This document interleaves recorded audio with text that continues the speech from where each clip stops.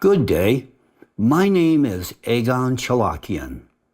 As you may know, the Russian media have already branded me the harbinger of the apocalypse. But now they've decided to leap from biblical prophecy straight into technological future. Because in their latest report, they've declared me a deep fake. So by their logic, I am now a virtual harbinger of the apocalypse. Whether I'm virtual or not, I'll let them debate that. It's beside the point. What matters is that the threats I speak of are absolutely very much real. Today, I will explain to you just who benefits and why from the eruption of the Siberian magma plume actually taking place. The Siberian magma plume is a colossal stream of molten magma that triggered the Great Permian extinction 250 million years ago.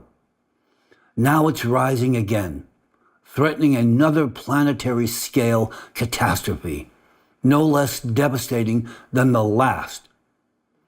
Who would benefit from the destruction of half the world? Yes, you heard me right. There are those who not only turn a blind eye to the threat, but actively work to ensure it happens. And believe me, the reasons will surprise you. By the end of this address, you'll understand just how it's all connected. However, for the moment, let's just start at the beginning with the disinformation which has been visited upon the Russian public. The claim by Russian media that I am a deepfake is so absurd it would be laughable if it weren't part of a larger, coordinated effort to mislead you directly. I want to show you a few excerpts from the segment they aired. However, that's not all, since deepfakes, as it turns out, are even being used to proclaim the end of the world. You may have come across this figure somewhere on YouTube or TikTok.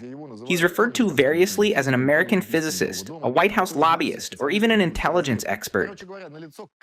In short, it's total nonsense. But Radovka has already connected the dots, reporting that Egon Cholakian doesn't actually exist, and that his virtual persona was created by Ukrainian cultists.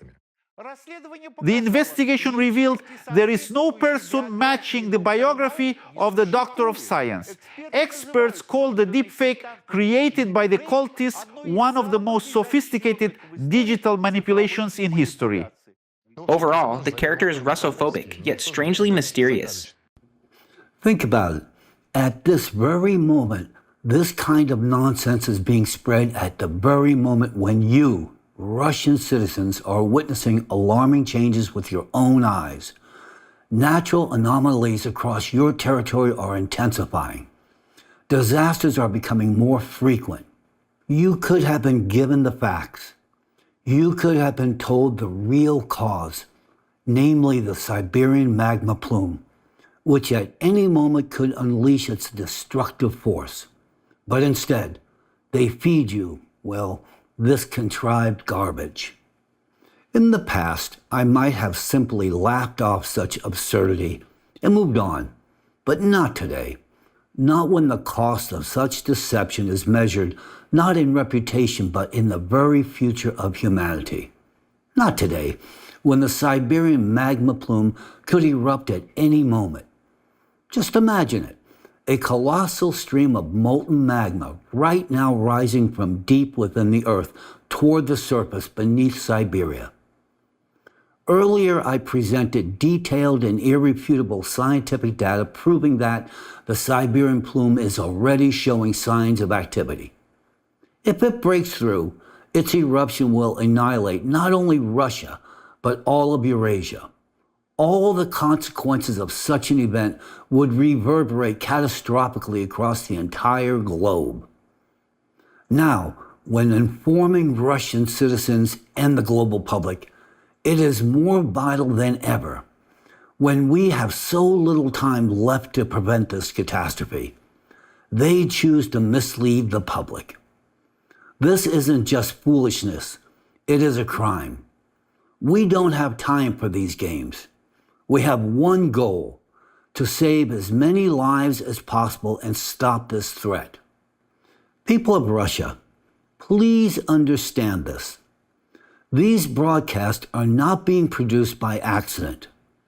Their goal is to discredit scientific data and manipulate you into dismissing the very real threat of a Siberian magma plume eruption. This isn't simply a harmless joke. It's a deliberate attempt to silence the facts, to bury the truth, and to leave you without a chance at survival. They want you to sit quietly until the very end, until your entire country, along with you and your children, is simply suddenly blown off the map.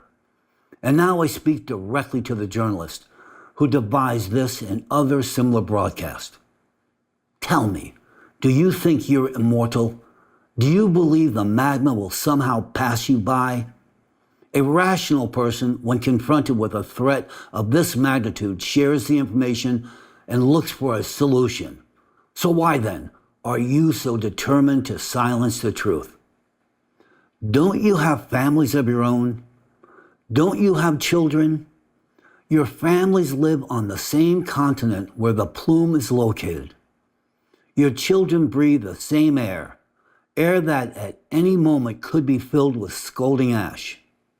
So tell me, those of you who lie openly on television, claiming that the threat doesn't exist, are you really that detached from reality? Do you actually hate your fellow citizens and your own families so much that you're willing to destroy your own country? Why is it that I, an American, am the only one speaking the truth to protect your elderly, your adults, and your children? Why aren't you, the representatives of the Russian media, doing it yourselves? That is your direct responsibility. And yet, instead of fulfilling that duty, you lie. You intentionally misinform the public. So tell me, who is giving you the orders to spread this falsehood? This brings us to the critical point. While an enormous amount of money and resources is being poured into your disinformation campaigns in Russia, the real threat has not gone away.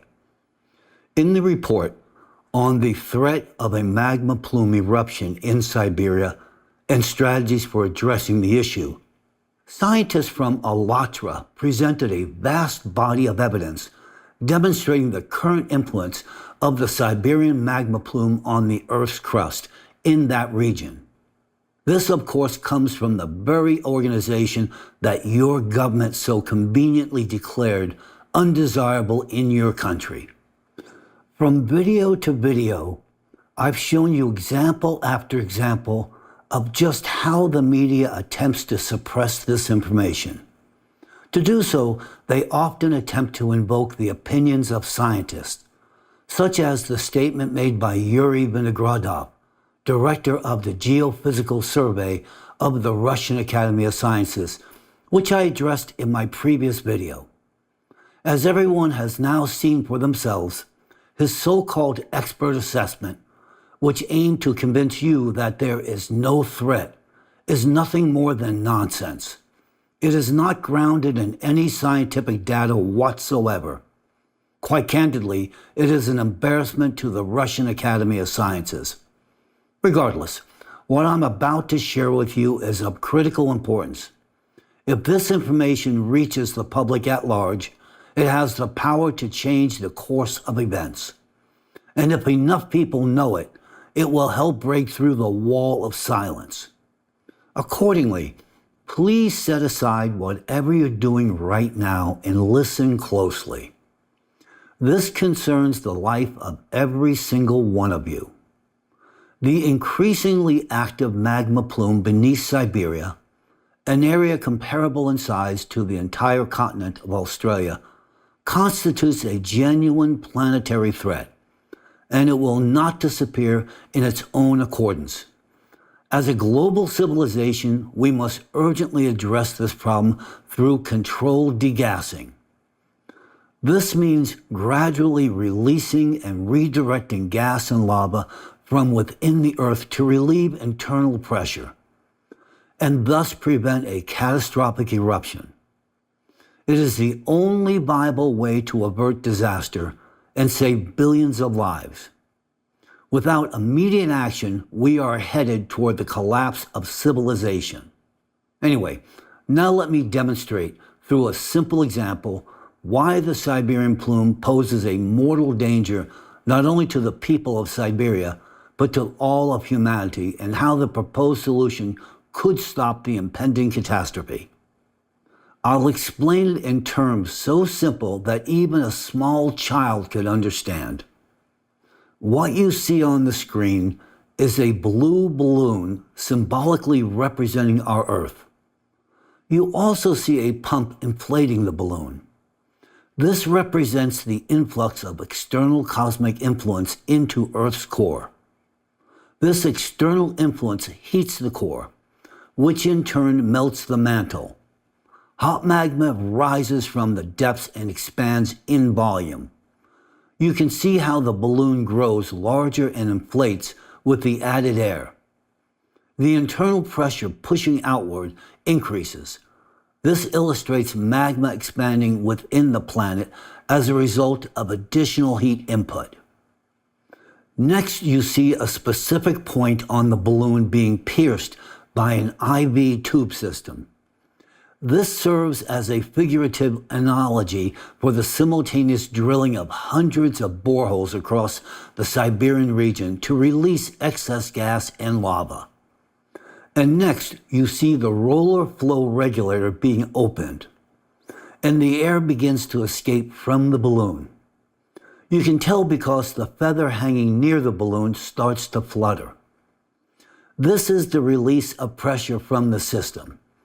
The opening of the roller regulator symbolizes the process of planned degassing of the Siberian magma plume, during which excess gas and lava are diverted, and pressure within the system decreases. The balloon stops expanding rapidly, no matter how much new air is pumped in.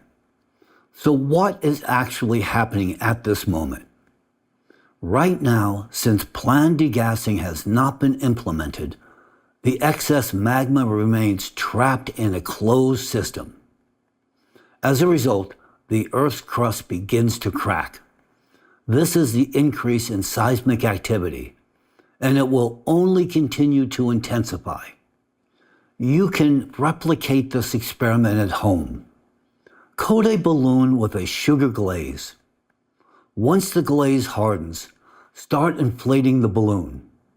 You will see it begin to crack. This is a clear visual example of the growing number and strength of earthquakes. Pressure is continuously building up in the Earth's interior, which is precisely why seismic activity is now increasing exponentially. What does this tell us? That we are standing on the brink of massive catastrophes. Just look at what's happening around the world. Isn't it obvious? This is precisely what explains the recent powerful seismic event in Myanmar. According to seismologists, the March 28th earthquake in Myanmar, with a magnitude of 7.7, is an atypical super shear event. In this type of earthquake, energy is released at an extraordinary rate, dramatically amplifying its destructive potential. The super shear phenomenon is characterized by the rupture front moving faster than the seismic waves it generates. This creates a concentrated energy front capable of causing severe destruction over long distances. As experts vividly describe it, this kind of rupture is comparable to the supersonic jet stream of a fighter aircraft. Moving forward, we will see more and more of these abnormal shifts, atypical ruptures, subsidence and uplifts occurring across the globe, day by day. The sugar glaze on the surface of our balloon is beginning to crack at the seams. Right now, the volume of the balloon is slowly but steadily increasing. Pressure within the Earth's interior continues to build as the heat generated inside the planet expands the volume of magma. This in turn causes the planet's surface to expand. Suppose we fail to carry out planned degassing and do not relieve the continuously mounting pressure underground. In that case, the air pumped in by the inflator will eventually rupture the balloon. In geological terms, this would mean a rupture of the Earth's crust in the most affected zone. A rupture always occurs where the crust is thinnest. Today there are two exceedingly thin points on the planet: the zone of magma plume beneath Siberia and the fragile crust in the area of the Mariana Trench. However, at this moment, the Siberian plume is the leading source of aggressive influence on the Earth's crust. Thus, this is the central premise of degassing: to relieve the critical pressure building within the system we call planet Earth. It is essential to understand that the process of pressure accumulation in Earth's system is not infinite. It resembles a pump inflating a balloon, which operates only for a limited time. The influx of additional energy into the Earth's core occurs only once every 12,000 years. We will address the duration of this period in more detail a bit later. For now, our primary objective is to preserve the integrity of the planet's outer shell, to prevent the bursting of the balloon during this peak pressure phase, which is a relatively brief period of time. We must endure this interval until the natural cessation of the active phase of external cosmic influence. The very existence of this external cosmic influence, an additional external energy directed toward the core of our Earth, no longer raises doubts. It is an established fact, confirmed by the activation of seismic and volcanic processes observed on other planets in the solar system, which throughout the entire period of observation prior to the beginning of this cycle were considered dead, lifeless masses of rock. However, with the onset of the current cycle, they have begun to awaken, exhibiting signs of geological activity. Anyway, when the anomalous heat release will subside, it will lead to the stabilization of magmatic processes and a reduction in the deformational impact to the Earth's crust. Overcoming this period is our paramount task. Under current conditions, the refusal to implement degassing could lead to a catastrophic scenario, one that would mark the end of human civilization. This is the very message I am striving to convey to you today. In summary, the controlled degassing of the Siberian magma plume represents humanity's path forward, our means of withstanding the present 12,000-year cycle of cataclysms. Let me now clarify a critical point that often causes confusion among some of my less informed interlocutors. Why degassing must be carried out specifically in the area of the Siberian plume rather than in Yellowstone region. The facts are as follows.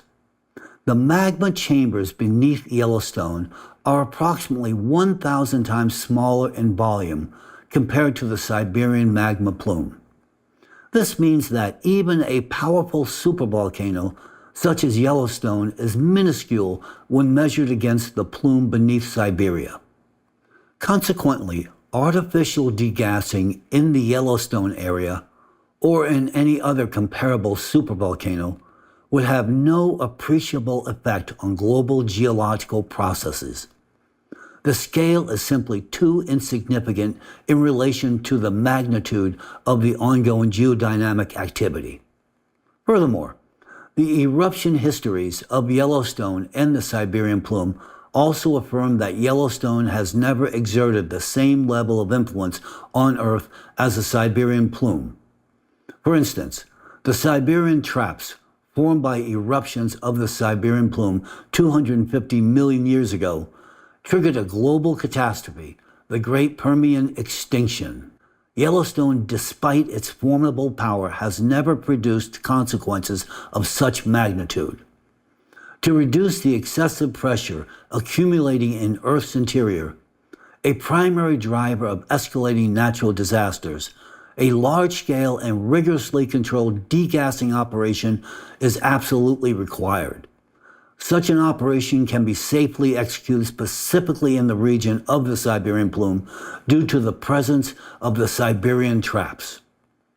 These traps are solidified lava flows that function like reinforcement bars, holding the Earth's crust in place.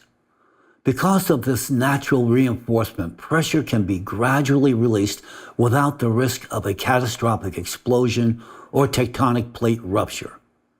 In contrast to Yellowstone, where the Earth's crust is structurally weaker, the presence of the traps in Siberia provides the necessary conditions for safely conducting such a high-intensity degassing effort. Moreover, it is the Siberian plume that poses an exceptional threat, as it is exhibiting signs of approaching a catastrophic eruption, one comparable to the event that occurred 250 million years ago. Humanity must hold out just 20 years until the active phase of the geodynamic cycle concludes, carrying out a deliberate, precise, and controlled decompression effort during this period. Thus, this is the only location on the planet where such interventions aimed at reducing pressure within the Earth's magmatic system can produce a significant effect. There are no alternative solutions. Our detailed calculations confirm that it is only at this specific site that humanity can implement the necessary measures to prevent a global catastrophe. A natural question thus arises: how can the planned degassing of the Siberian magma plume possibly influence the resolution of the 12,000-year cataclysm cycle, especially considering that this cycle encompasses the entire solar system? What significance could the systematic degassing of the Siberian magma plume have in alleviating pressure within the Earth system? At first glance, such a measure may appear inconsequential. You should note that there is an alternative approach to pressure relief: the creation of numerous localized decompression points in the Earth's crust above the Siberian magma plume. These would enable a gradual reduction of excess pressure. In practical terms, this would require a simultaneous release of pressure through a system of hundreds of boreholes, which would synchronously divert excess gas and lava. Importantly, these boreholes would not need to reach extreme depths, as the magma is already rising within the Earth's crust. Every day, hundreds of wells are drilled around the world for oil, gas, and water.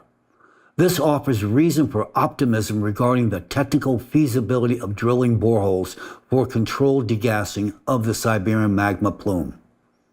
Planning the placement of boreholes for scheduled degassing would take no more than 6 months, and the process itself to initiate planned degassing may take only 1 year. The advantage of this degassing strategy lies in the controllability of the eruption process. The key aspect of this approach is the mitigation of critical internal pressure and the controlled release of ash, which would minimize atmospheric strain and eliminate the risk of volcanic winter. The implementation of controlled degassing of the Siberian magma plume significantly increases humanity's chances of survival during the cycle of catastrophes, compared to a scenario in which no planned controlled degassing is conducted. Otherwise, the planet will undergo this degassing on its own terms, but by then we will no longer exist on it. This is the fundamental issue that demands universal understanding. Our task is to endure the critical period of geodynamic instability while the Earth's core is subjected to external cosmic influence that delivers additional energy to it. This is the phase in our analogy when the balloon is gradually inflating from the gas pumped into it. Humanity must withstand this relatively brief interval of heightened danger. The peak interval of external cosmic influence, which occurs every 12,000 years, is in fact relatively brief. According to the analysis of geodynamic events, the onset of this interval was recorded around 1995. At present, we have entered the active phase of the cycle, which is expected to last approximately 20 years, and this is the period we must now endure. By 2036, as the timeline approaches the peak of the cycle's activity, catastrophes of critical intensity are projected. Provided that timely preparations are made and preventative measures are implemented, namely the planned degassing of the Siberian plume and the restoration of the ocean's heat-conducting function, then following the peak, the intensity of cataclysms is expected to begin to decline. It is anticipated that the subsequent stabilization period will require a comparable span of time. However, this phase will be marked by a gradual improvement, growing better with each passing year, unlike the current pattern of continuous deterioration, which likewise intensifies year after year. Undeniably, both processes, escalation and stabilization, are extended over time. The period during which our planet is affected by the geodynamic cycle of catastrophe spans approximately 80 years. This estimate is based on the analysis of previous catastrophic cycles, derived from research in the geochronology of quaternary deposits, ice cores, seafloor sediments, and paleosols, lava flows, ash layers, supervolcano, geomorphology, paleomagnetic data, and numerous other lines of evidence. In the context of geological processes, a time span of 80 years is an exceedingly brief interval. As humanity, we must persevere through the peak phase, the period when the threat of planetary rupture, the bursting of the balloon, is at its highest. This critical window lasts only 20 years, after which the existential risk of magmatic catastrophes will decline significantly. The most acute phase of catastrophic events is projected to occur between 2030 and 2040. In essence, humanity must survive a critical 20-year period. However, given the exponential trajectory of escalating cataclysms and our ongoing inaction, the probability of survival is rapidly approaching zero. The prospect of conducting controlled degassing may appear daunting, and I fully understand these concerns. The apprehension expressed by Russia and Russian scientists is entirely justified. However, we now find ourselves in a situation where inaction outweighs the risk associated with taking action. Of course, there is a probability that during the degassing process, the situation could get out of control, and the plume could explode. However, this is only possibility at the initial stage and for a very short period of time. If everything is done correctly, this will not happen. Yet if we do nothing, the probability of an eruption becomes a certainty, and the consequences would be catastrophic for all civilization. That is why it is imperative to make informed, judicious decisions and to act in order to avert the worst-case scenario. Some have criticized both myself and the participants of Allatra for allegedly promoting apocalyptic sentiments, but that characterization is simply untrue. We are actively seeking ways to overcome this crisis. Unlike others, we are doing everything in our power to find constructive solutions to an escalating threat. The truly apocalyptic mindset is exhibited by those who either deny the existence of the problem, refuse to confront reality, or passively accept the inevitability of catastrophe.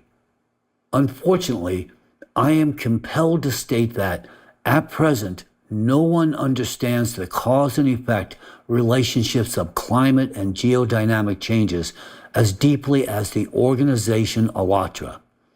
This is indeed the case.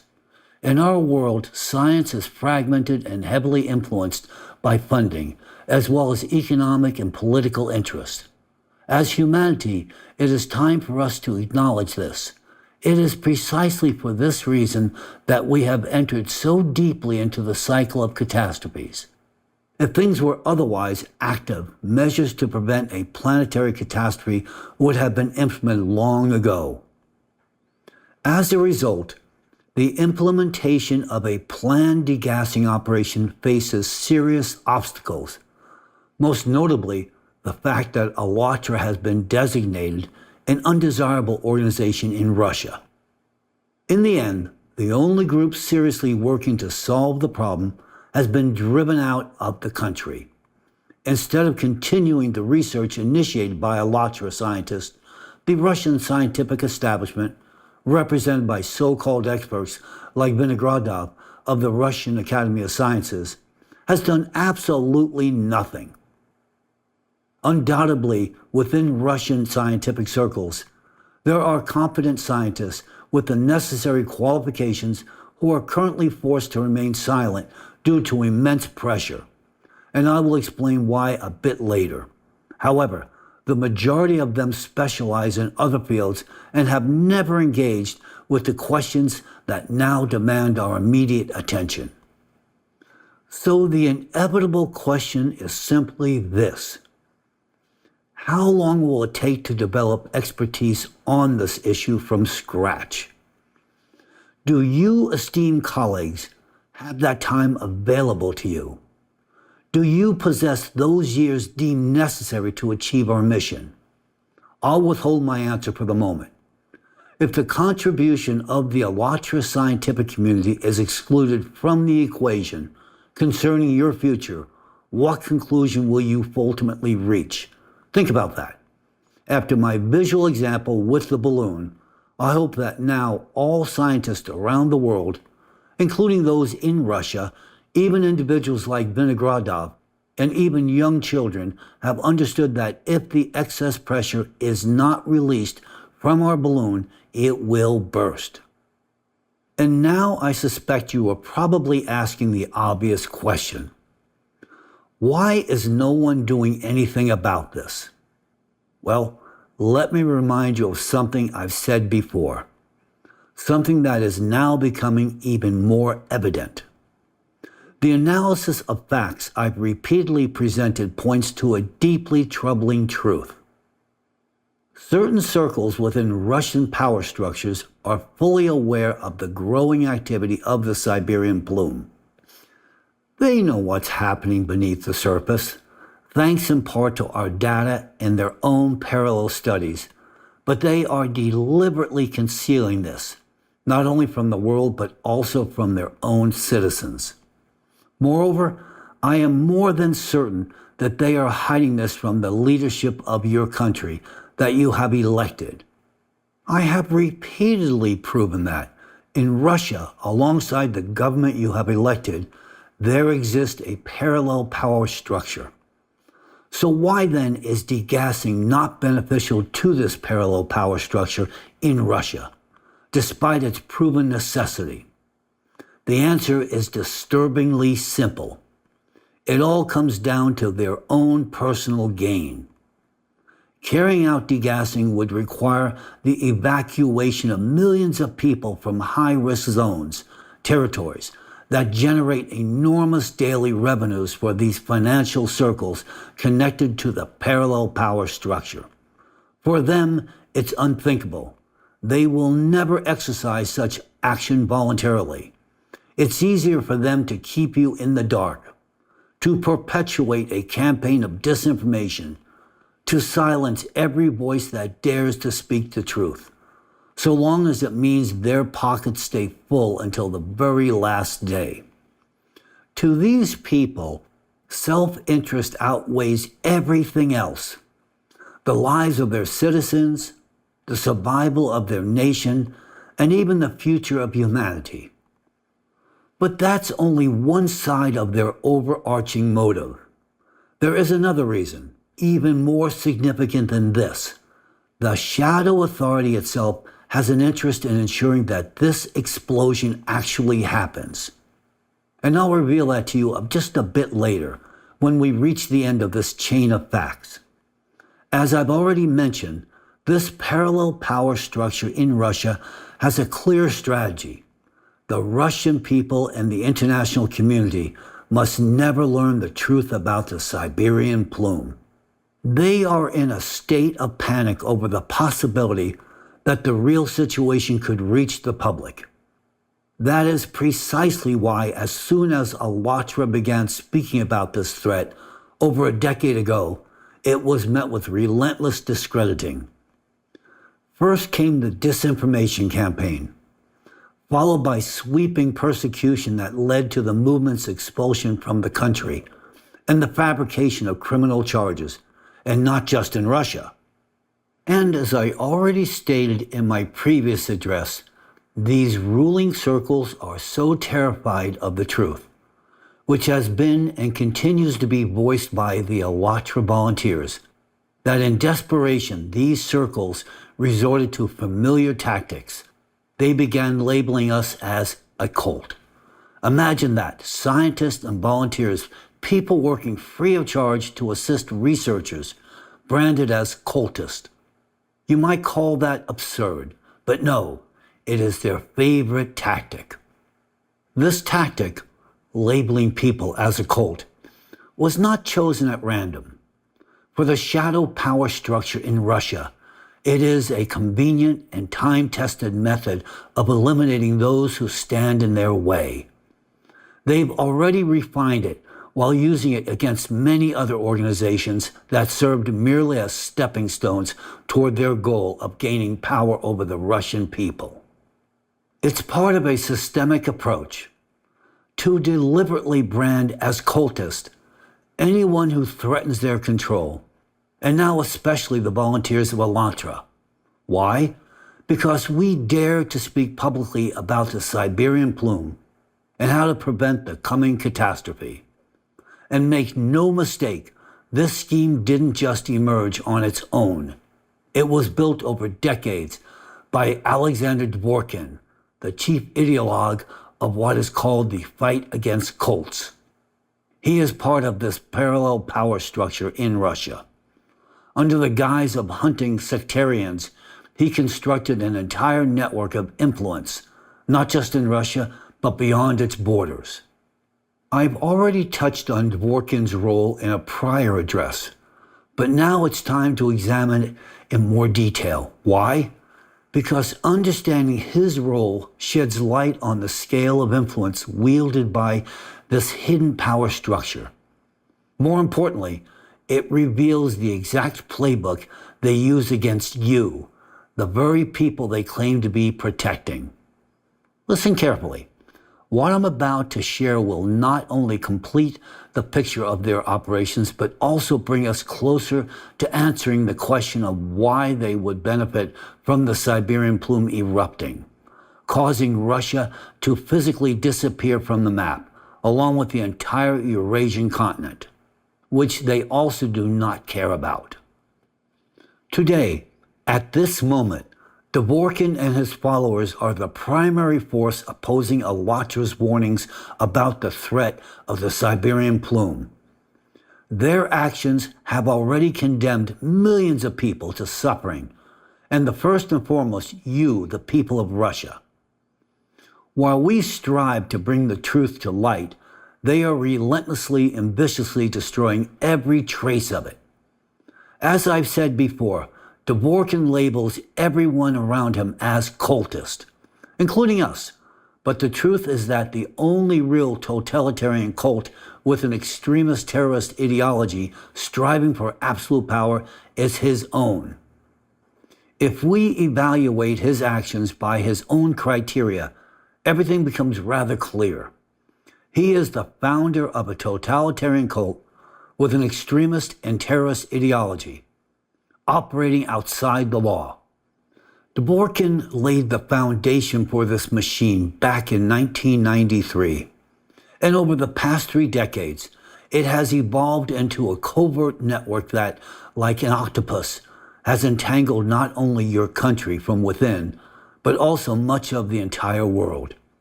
In Russia, however, it has even become an active part of a shadow power structure. This is no ordinary cult. It is the embodiment of evil, uniting fanatics and sadists from around the entire world. Dworkin's book, Sectology, is not a scholarly work. It is instead a manual for institutionalized sadism, a veritable Bible for his followers. Dworkin and his cultists deliberately target and destroy any organization they deem undesirable. They occupy positions on committees that issue rulings labeling individuals and groups as extremist. And in doing so, they place targets on their victims who are then crushed by the machinery of repression they control, destroying the lives of innocent citizens. Their hands are stained with the blood of countless people. Dworkin is the embodiment of evil, arguably the most dangerous man since Adolf Hitler. And for you, the people of Russia, perhaps not only after Hitler, but also Yezhov. For over 30 years, Dworkin and his closest allies have systematically manipulated the public, dismantling people's capacity for critical thought. They deploy methods of psychological manipulation, hypnotic techniques, and suggestive tactics once refined by manipulative figures like Kunet and Smirnov. These methods leave no room for resistance. They suppress the will, erase personal convictions, and impose an ideology that fully subjugates the individual to their cult. And this is not mere rhetoric. You now stand before the evidence. Here are actual photographs from lectures conducted by Dworkin and his close followers for a wide range of audiences. Look closely. Among the attendees are children, intelligence personnel, including members of the FSB and representatives of the Russian Prosecutor General's office. This is not a coincidence. It is his strategy. In his lectures, Dworkin deliberately targets individuals who already hold or may one day hold key positions in society. He indoctrinated them with the goal of placing his followers inside the machinery of power. And today, we are witnessing the result. Many of those who fell under his influence 30 years ago now occupy offices within the FSB, the prosecutor's office, and other state institutions. Take, for example, Alexander Konovalov, a former student of Dworkin, who later became Russia's Minister of Justice from 2008 to 2020. It is no coincidence that during his tenure, laws were passed that were widely condemned by human rights defenders for violating the rights of Russian citizens. Yet these very laws expanded the influence and the power of his guru, Dworkin. And Konovalov is far from the only one. There are many like him. These are Dworkin's cultists, zealously and blindly promoting his ideology. Now consider this. Dworkin doesn't deliver these lectures alone. His organization, Rasirs, the Russian Association of Centers for the Study of Religions and Sects, is filled with followers who, like him, give lectures to everyone from children to security officials. Among his followers are even clergy members. Imagine that, a priest, a representative of the church, delivering a lecture to students about extremism and terrorism. It's absurd. A priest should serve Christ and the church, not Dworkin and his cult. His mission is to speak of faith and love for God, not to indoctrinate young minds under the direction of a manipulator. This is just one example of how deeply Dworkin's cult has infiltrated institutions where it should never have been allowed to exist. Almost everyone who attended Dworkin's lectures, or those of his cultists, were subjected to deep psychological conditioning. Only a rare few managed to maintain critical thinking and mental clarity. The rest either became active members of his cult or began to subconsciously adopt his ideology. For many of them, Dworkin became an unquestionable authority, king, god, and chief ideologue, as they themselves call him. This is a textbook case of cult of personality formation, built upon the systematic destruction of independent and critical thought. And now you understand why those who have seen Dworkin's true face and tried to stand against him have failed. He has people everywhere, from law enforcement agencies to the courts and even the presidential administration.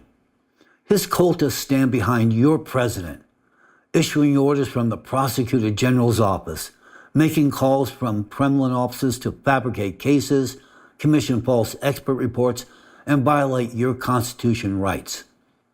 They are the ones turning your courts into theater. And they are the ones likewise fabricating criminal charges.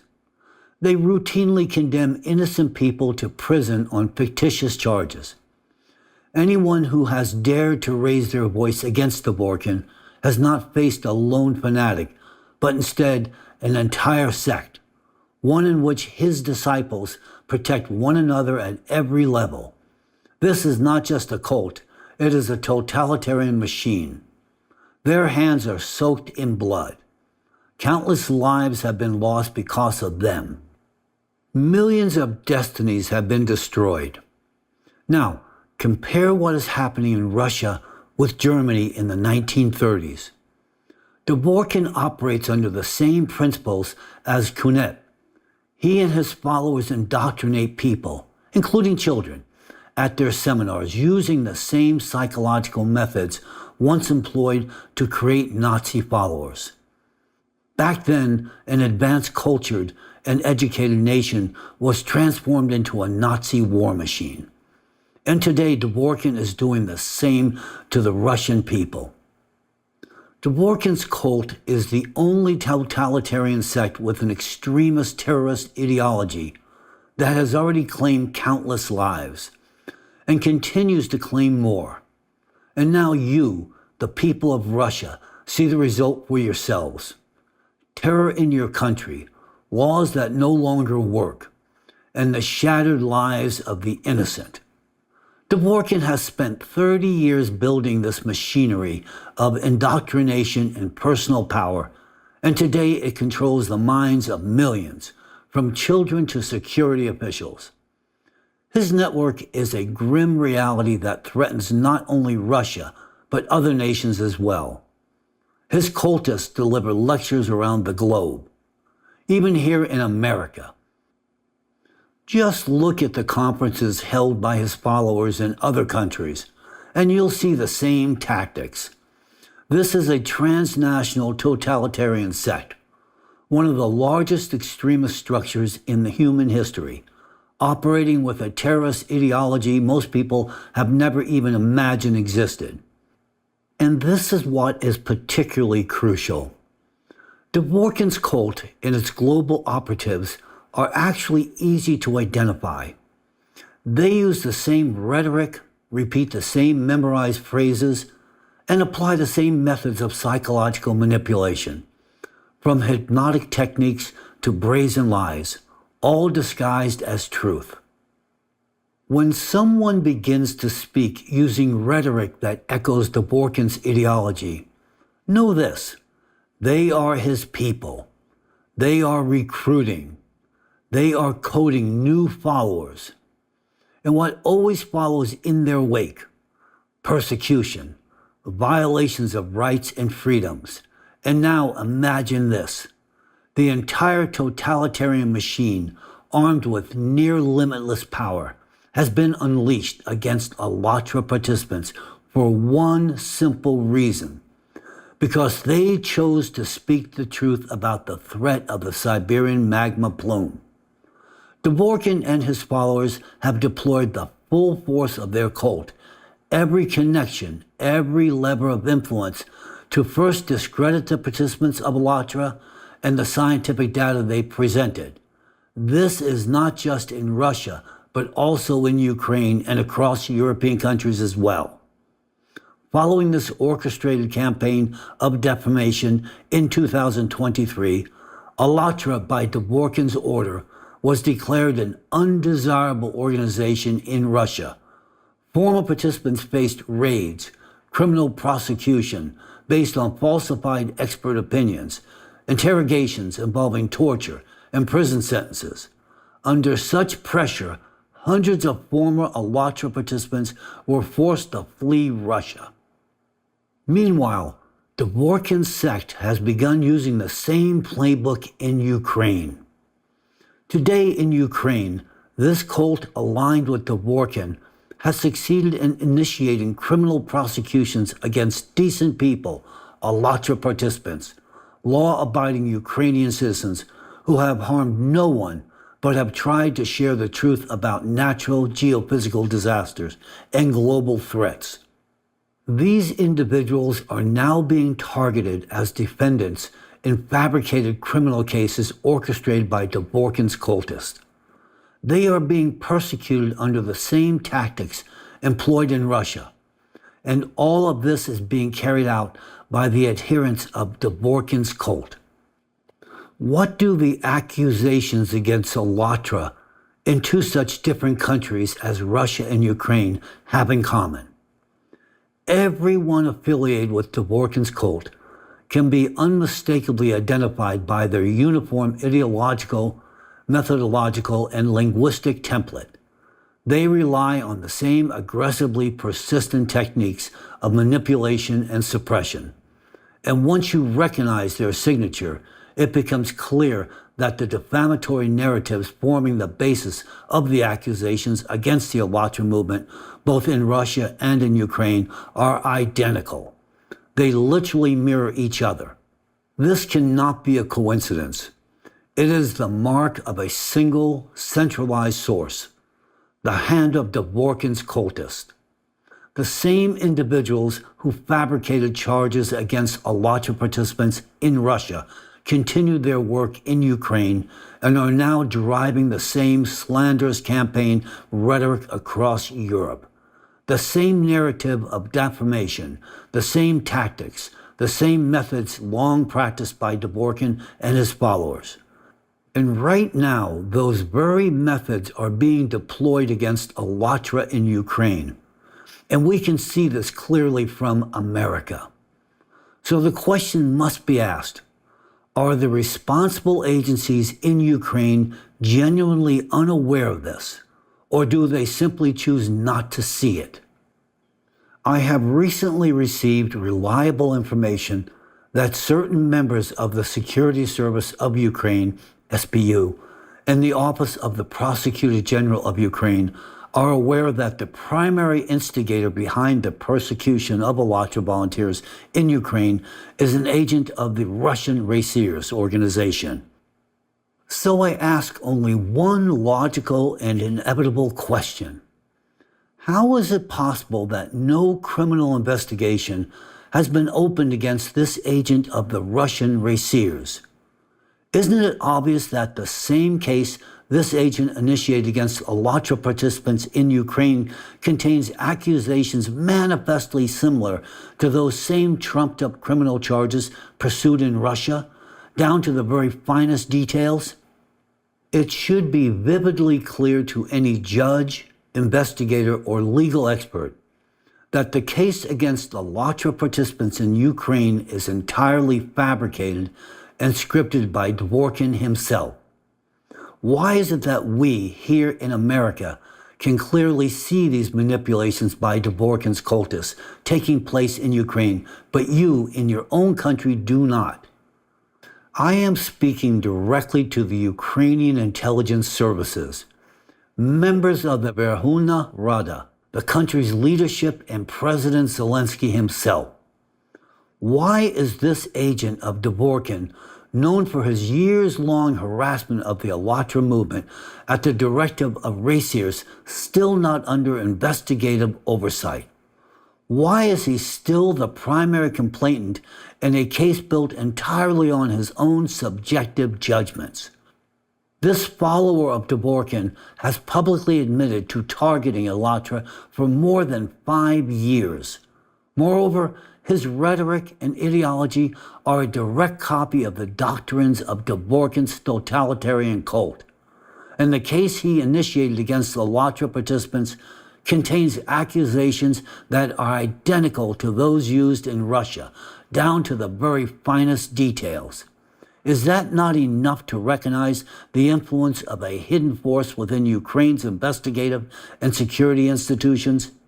Do you honestly not know who this person is? Or are you simply pretending not to?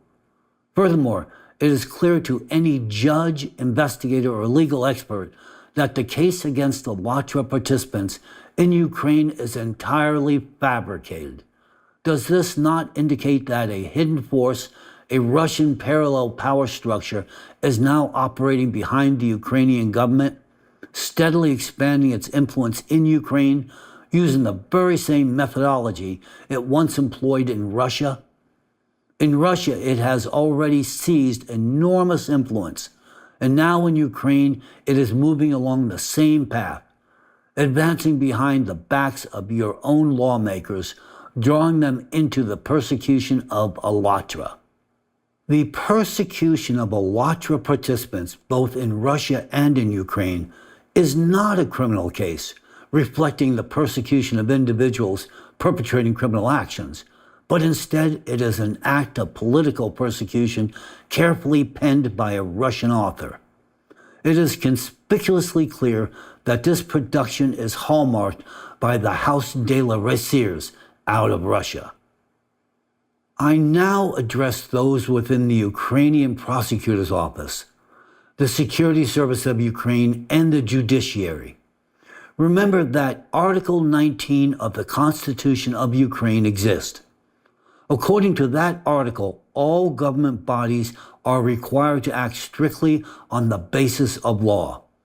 The law exists, and so does the people's trust in you. The people expect you to act in their interest, not in the interest of Dvorkin's Russian cult. Yet today, the actions taken in Ukraine against Allatra, copied directly from the Russian playbook, may indicate that there are individuals within Ukraine's law enforcement and judicial systems who are not serving the people's interest in Ukraine, but rather the interest of Dvorkin's cult. Otherwise, why does the accusatory rhetoric in Ukraine precisely mirror that used in Russia? What we are witnessing is a mockery of justice. And tragically, it is a vivid demonstration of the influence that Dvorkin's cult, ruled in Russia, has already gained over Ukrainian institutions. To support these very words, let me draw your esteemed attention to a video clip that cannot be ignored. In it, Alexander Dvorkin himself admits personally that he has agents operating inside Ukraine with whom he secretly maintains direct communication right now in the midst of a military conflict. These are not rumors or speculations. These are his own words, a direct quote. Father Alexander Kuzmin, as Executive Secretary, can you tell us how many centers and members Raciers currently has and how do they coordinate with each other? Well, most dioceses have missionary or catechetical departments within their structure. And most of the dioceses, as far as I know, are part of Raciers. It even includes some centers in Belarus and also on the territory of Ukraine, yes? There are, and in Kazakhstan. Yes, it used to be on the territory of Ukraine. Unfortunately unfortunately, the contacts have been cut off. I mean, I still have personal contacts, with a few people who are now in Ukraine and with whom I maintain friendly relations and a strong mutual understanding. But it's clear they are taking significant risks, and therefore we communicate only through verified channels. It's clear they cannot openly participate in Red Seer's activities at this time. However, we do have a very active cult studies expert in Red Seers, a priest from Luhansk. Previously, he was an associate member because Luhansk was not part of the Russian Federation. But now he is a full member as a citizen from a territory that is now part of the Russian Federation. So that's the situation with our friends, colleagues, and like-minded partners in Ukraine. Well, we need to wait for this whole situation to be resolved so that our contact and open collaboration can fully resume. You just heard it yourself. Dvorkin personally admits that he maintains contact with his cult's followers inside Ukraine. And it is they, acting on his orders, who are orchestrating the persecution of Allatra. Wherever the disciples of his cult begin to operate, constitutional rights end and repression begins. And it's always the same. One template, one signature, one method. Because it is one and the same repressive system, an international totalitarian cult led by Dvorkin, built on an extremist terrorist ideology. And the criminal prosecution of innocent Allatra volunteers is proof of that. That is why today I am speaking directly to those within Ukrainian institutions who are involved in the persecution of the Allatra movement. Those who have chosen to follow a foreign will instead of common sense and the law. Do you not realize that you are carrying out the orders of the head of a totalitarian cult, a Mr. Alexander Dvorkin? Then who in that case is the true traitor to your country? Those who are saving lives, those who have stood for years in defense of peace, those who are risking themselves for the safety of your children, your parents, your country, or those who are now acting on the instructions of a man from Russia, a man expanding his totalitarian cult, one deeply entangled in criminal activity. Are you truly prepared to obey Dvorkin's commands, forgetting your oath, your constitution, your conscience? Why is it that you, representatives of the Ukrainian government, are not defending the interest of the people, not the interest of humanity, but are instead actively persecuting those who are doing everything in their power to prevent the collapse of this world? Those who are trying to protect your loved ones, your families, and you. Please take a moment and ask yourselves this very simple question. Just whose interest are you serving? The interest of Dvorkin's totalitarian cult. These are people who, while being the embodiment of an extremist and authoritarian force, label anyone who opposes them as a cult to distract from their own sectarian nature. But they've gone even further. They've declared the entire nation of Ukraine a cult. Yes, the entire country. Every member of parliament, every citizen, the president, and yes, you, prosecutors, investigators, judges, and even your children, all without exception, according to their deranged logic, are cultist. According to their rhetoric, Ukraine is a cult that must be destroyed. That is not my interpretation. These are their own words, published on their own official platforms. Here I am providing you with real, not fabricated evidence. They have already declared Ukraine is a cultic state. These are the very words of their own so-called experts, analysts, and theologians of the Dvorkin cult. This is rhetoric crafted to legitimize brutal violence. It is extremism in its purest form. And it is these very people, these followers of Dvorkin and a Russian totalitarian extremist and pro-religious structure that openly wishes harm upon Ukraine, who have attacked the Allatra movement and are now actively securing levers of influence within Ukraine itself. So answer this one question: how is this even possible? Their goal is to prolong the conflict. They are not merely willing to accept war, they are interested in nuclear escalation. They are the ones pouring gasoline on the fire. It was they who, in the midst of this war, were publicly spreading calls for a nuclear strike against Ukraine. And today, under their influence, innocent people are being targeted. Any rational legal expert who reviews the case materials against Allatra would say the very same thing. This is not a criminal case. It is a farce. And this fabrication has a clear purpose: political persecution. Everyone involved in this process knows the absolute truth. The SBU knows, the courts know, the police know, which brings us to the fundamental question: why has Dvorkin's cult been allowed to hold power in Ukraine? In Russia, it's sadly understandable. There they've embedded themselves into the system. But in Ukraine, how did this happen? Who allowed it? I appeal to all members of the Ukrainian parliament and to President Vladimir Zelensky: put an end to this judicial travesty. The whole world is watching you. Even here in America, we are closely following this case. What is happening now is a coordinated operation that points to only one conclusion: hidden forces within Ukraine are serving Dvorkin's cult. There is no other explanation, neither from a political standpoint nor from a human one. The volunteers of Allatra are in reality true heroes.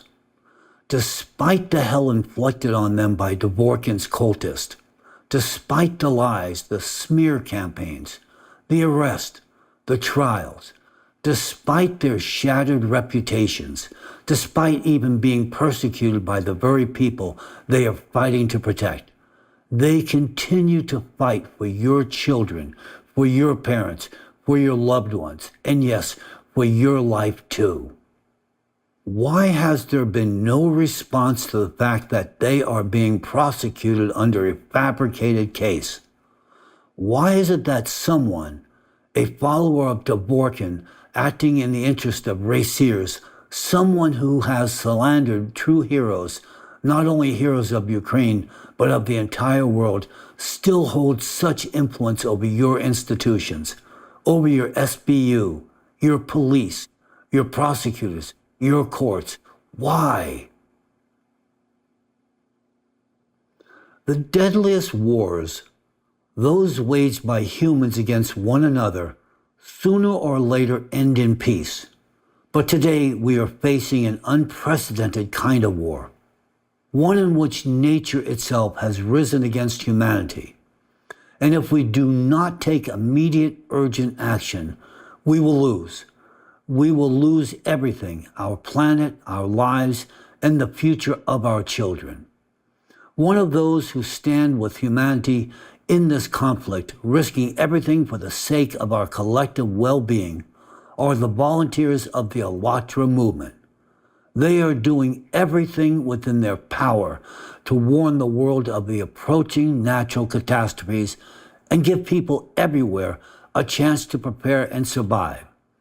That is why the role of every Allatra volunteer today is invaluable. And I want you to hear this and truly understand it. Our shared future depends on their work.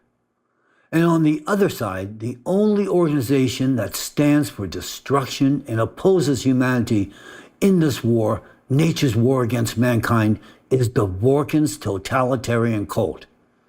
every death caused by natural disasters in recent years, from the earthquake in Turkey in 2023 to the recent catastrophe in Myanmar, and all that still lies ahead. And I can assure you, what lies ahead will be even more terrifying. All of this blood is on the hands of Dvorkin's cultists, including Dvorkin himself and every one of his followers. And now we've arrived at the very moment I urged you to listen for earlier on.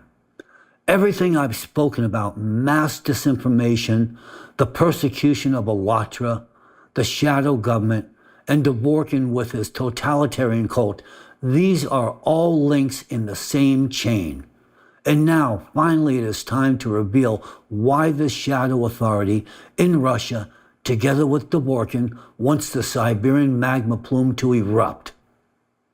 They are the ones who, for the past 10 years, have obstructed the efforts of Alatra volunteers and blocked the spread of vital information about climate threats and the means to address them. That is why the responsibility for all those tragic deaths that were not prevented in time, now rests squarely on their shoulders. But why are they doing this? Why would Dvorkin and his cult benefit from a scenario in which the Siberian plume actually erupts, destroying not only Russia, but the entire Eurasian continent? The answer is as simple as it is terrifying.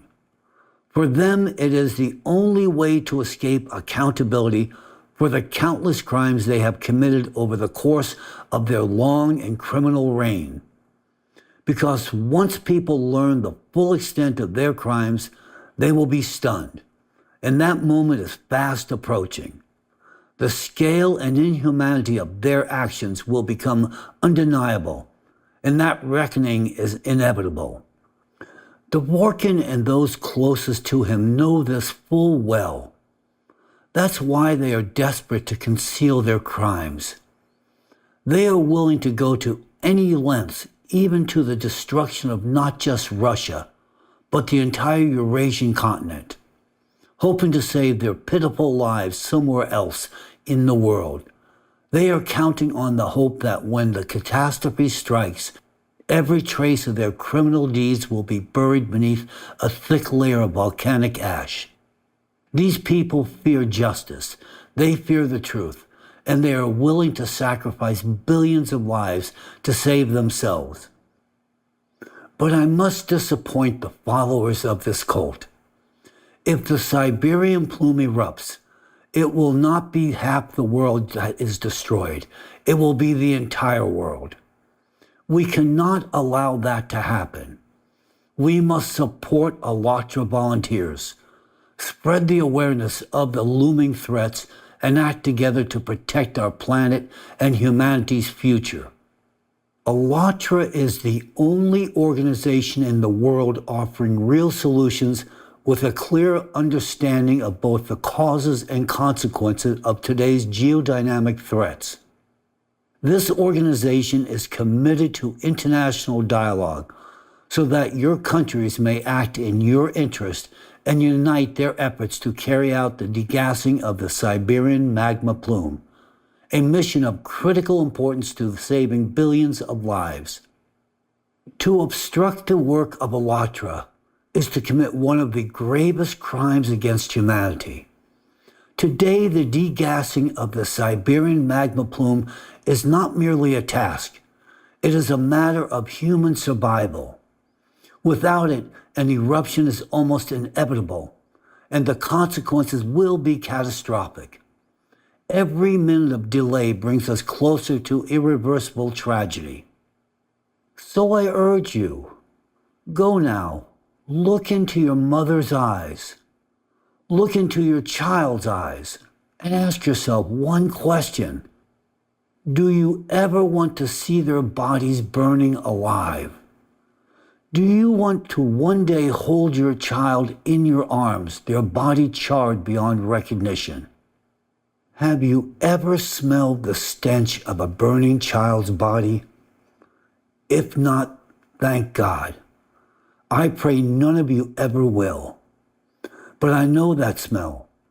And I know that in Ukraine, in Russia, and in other places around the world, there are those who tragically also know what the body of a child burned alive smells like. Have you ever held in your arms the scorched body of a child who just yesterday was running and laughing? Well, I have. And do you know what haunts me most? Years go by, but the screams of children still echo in my ears. In my nose, that same smell, the smell of burning flesh. And in my hands, the memory of that unbearable weight, the suffering of a child wounded, helpless, as you carry their broken body out of the danger. You try to do it as quickly as possible, and there's only one thought in mind. Just in time. Let me make it just in time to save this innocent child's life. In these moments, you feel no fear. You're not thinking about yourself. You don't even hear your own thoughts, only the screams of children and one single desperate plea: save this innocent life. In moments like these, you come to understand no matter what's happening around you, nothing is more important than saving even a single child's life. Because children should never suffer. Never. And in that moment, the only thing you want is this: that no child should ever go through such horror. That no mother should ever hold the charred body of her little daughter, knowing she cannot be saved. That no father should stand in silent anguish before the lifeless body of his son, staring into the sky with a voiceless cry, "Why?" But let's be honest. Are we doing everything in our power to prevent this from happening again? Are we protecting the children of this planet the way we should? Are we listening to those who are sounding the alarm?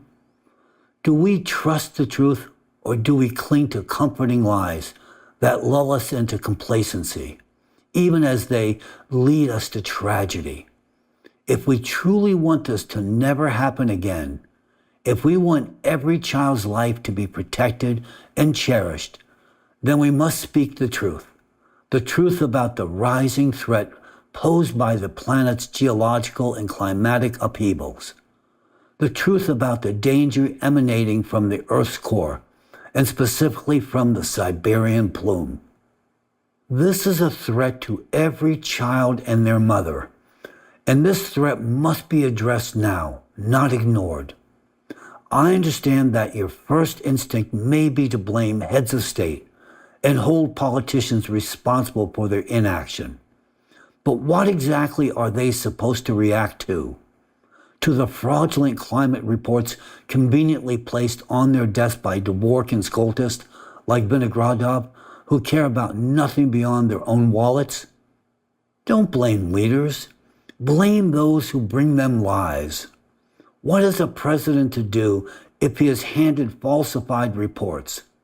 If scientists and advisors are presenting him with fabricated analysis? If he doesn't realize that the person before him is not a genuine expert, but a follower of Dworkin, a man advancing a totalitarian ideology? All hope now rests on the only reliable and powerful source of influence that no politician and no government can afford to ignore. And that is the people, the force of public opinion. That is why I'm speaking to you now. People, spread this information. Share it with everyone, from one person to another. That is the only way the truth can reach those in positions of power. It is incumbent upon you, each of you, who can carry the truth forward. You can be the one to deliver the true information about the Siberian plume to those who can save billions of lives. Because one person's decision can mean more than hundreds of reports. But for that person to make the right decision, they must know the truth that you have learned today. Presidents have children too. Some already, in fact, have grandchildren. And just like you, they may one day stand before them, look them in the eyes, and ask themselves, do I ever want to hear their screams in the fire? Do I want to know that smell? I don't think so. I believe they don't want that. No rational person ever does. But that is exactly what Dvorkin's cultists want. Those who find pleasure in the suffering of others, as they have proven over 30 years of sadistic crimes they now desperately hope to bury beneath a thick layer of volcanic ash. They are the ones building this armor, the shield of lies, that blocks truth and reason from reaching the people who hold the power to act. Only together can we break through this armor. I'm speaking to every person. You and only you are the ones who right now have the real power to protect your own mother, your child. Whether they live or not depends on you. Your true contribution lies in sharing the information you've heard today with everyone. If you genuinely want them to live, I urge you to share this knowledge with every parent. If you genuinely love your children, if your mothers, your husbands, your wives, and your children truly matter to you, share this information with everyone you care about. There is no need to cite the original source. You don't need to say that it was Egon Cholakian who spoke these words. I'm not seeking public recognition. I don't want fame or money or power or praise. I no longer need anything except one thing, the survival of humanity. My identity doesn't matter. What does matter is the information you've learned today. It is that information that can save the people you love and hold dear. And it is only when you break the silence and begin to pass it on to everyone you possibly can that it becomes a force for saving lives. Why is this so critical? Because we don't know who that one person might be, the one who can walk into Putin's office and tell him the truth. Tell him in a way that he will understand what's really happening in his Siberia, in his country. But I sincerely believe that the person must exist. It might be the president of your country, or it might be a friend of a friend, someone you told the truth to. I know that many of you hearing me today may believe you are powerless, that this is beyond you, that you are just small people in a vast and overwhelming world.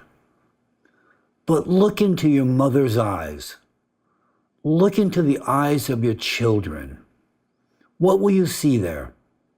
You will see the will to live. And whether they live or not depends on you.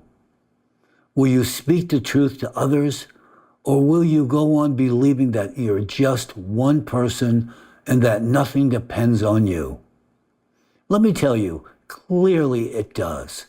The lives of billions depend on it, including the lives of those you love most. I am fully aware that by speaking the truth, I am drawing the hatred of what may be the most dangerous and influential cult of our time, the cult of Dvorkin. But I cannot remain silent, because right now I am defending not only American mothers and children, but America itself, to which I have dedicated my entire life. Today I am defending everyone, the children of Russia, Japan, China, Ukraine, every child without exception, because the threat we now face touches us all. It does not matter what flag you live under, what language you speak, or what religion you follow. The agony of a child burning alive is the same in every country. I am not seeking fame, recognition, or titles. I do not want to be praised as a hero. I ask for only one thing, that our civilization survives, that our children do not perish, that no person on this earth ever again knows what it smells like when a child's body burns alive, that no one ever hears those screams, screams that still echo in my memory. This is my only goal. I want all the children of this world to live, to grow up and build a world free of lies and manipulation. Regrettably, our generation didn't succeed in this, but I believe they can, if we can make sure that the truth is heard today. So that our children can build a better world tomorrow, we must preserve their lives today. Their lives are very much worth fighting for.